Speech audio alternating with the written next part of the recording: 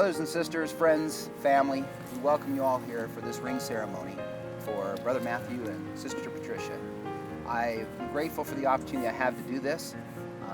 I admit I'm sweating a little bit, but that's all right. That's the way it works. I had the opportunity to get to know both of them before this came, and I'm truly grateful for that opportunity. And I'm grateful that I can stand here in front of you and to witness them and the promises they made and the things they're going to be looking forward to for the future. Earlier this morning, Sister Tricia and Brother Matthew were married in the temple.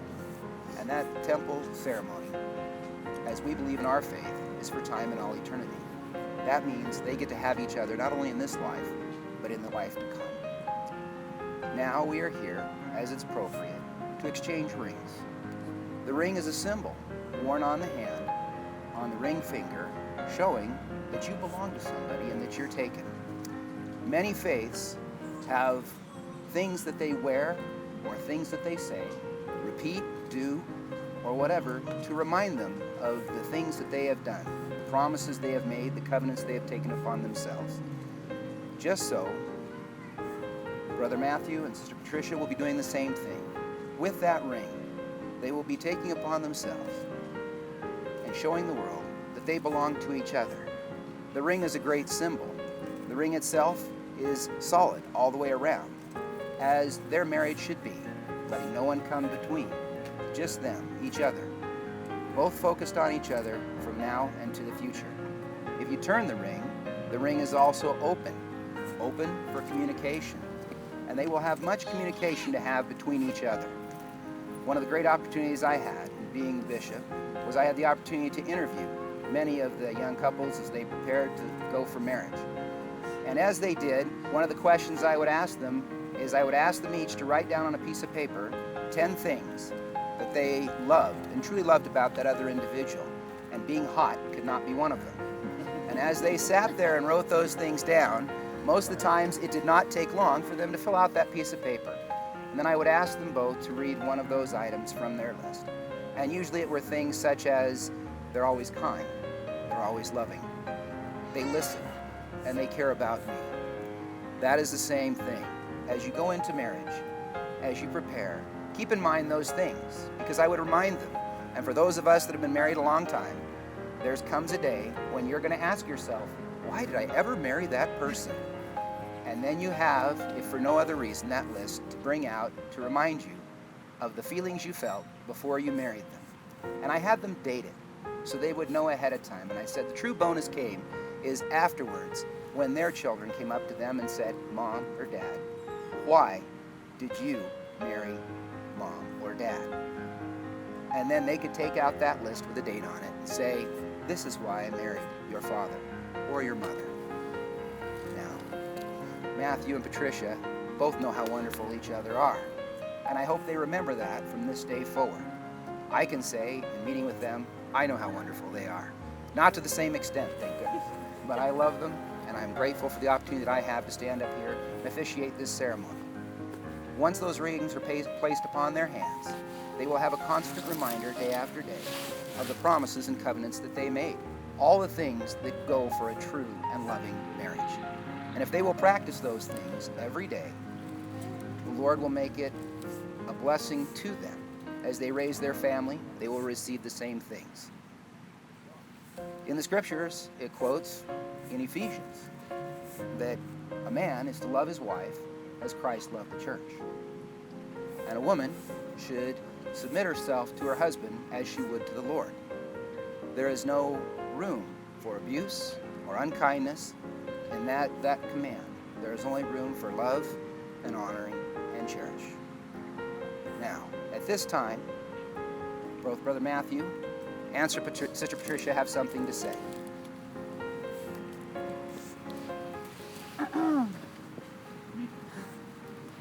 I always have something to say.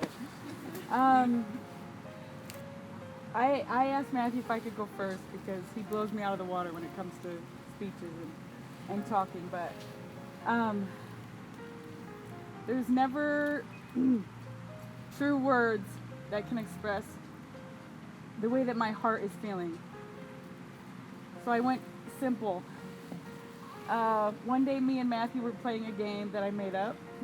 We went through the alphabet and we said each letter of something that we like about each other. So I'm just going to describe Matthew in my words with his name.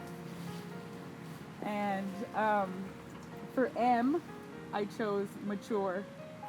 It's not a secret that I'm a little bit older than Matthew, 2 or 3 years. And he's very mature for his age, and he takes care of me like a grown man should. A is for answer, because he's everything I ever wanted in a man and a husband. And he's an answer to my prayer for years, standing right before me today. T is for teeth. He's got very good teeth.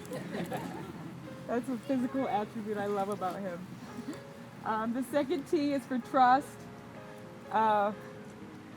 He asks me every day for a long time how much I trust him. And it took me a long time, but I learned to trust Matthew with my whole heart, not just pieces of it. H is for humor, because without Matthew's humor, none of you would be here today. That's how he got me. Very funny, very silly, and that's how he won me over.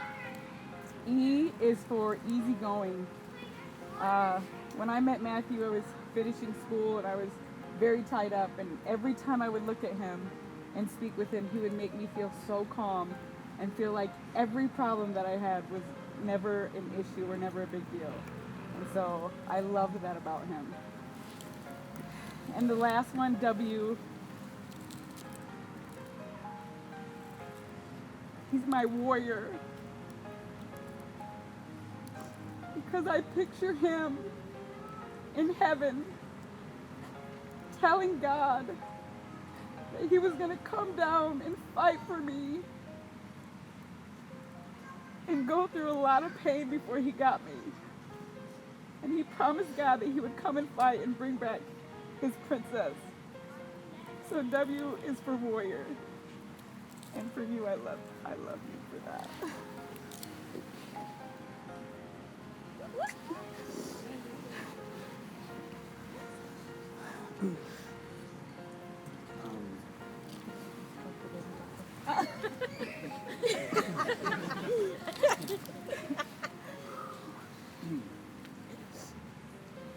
So she's asked me 4 times this week if I had my vows and my promises done.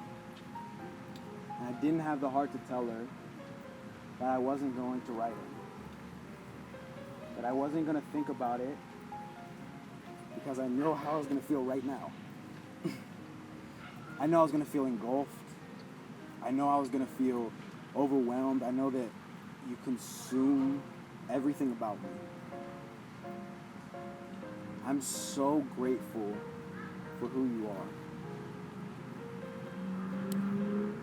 And I'm sorry, I'm supposed to talk to you. We went over this hundreds of times. But I get sidetracked when I see her. I get distracted when she's around.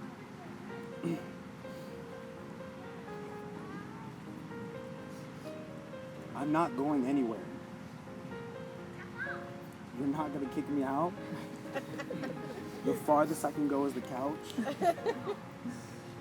You're not gonna make me tired of you. You can be so ridiculous sometimes. And that part of you attracts me more. I won't leave. I'm gonna mess up. I promise I'm gonna mess up. You have my word that I'm not gonna be the best person at all times. But you also have my word that I'm always gonna try.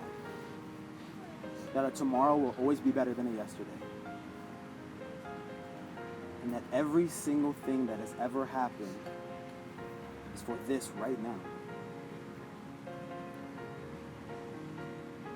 I love you, Patricia Marie. And I can't wait to start forever. can't wait to have kids, to start a family, to move out of our tiny 2-bedroom, to be able to have days where we don't have schedules, where there's no plans in our books. You are my family. And I love you for that.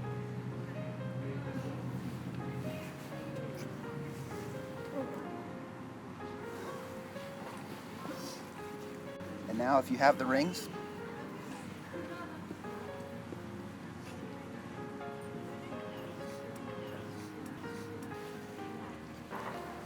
may you remember this day from now and forever. Because even though this rings and changes, is here in this world only. The promises you made earlier will make your marriage last from now and through eternity. May you always put each other first, and the Lord will bless you. Ladies and gentlemen, Mr. and Mrs. Matthew Sear.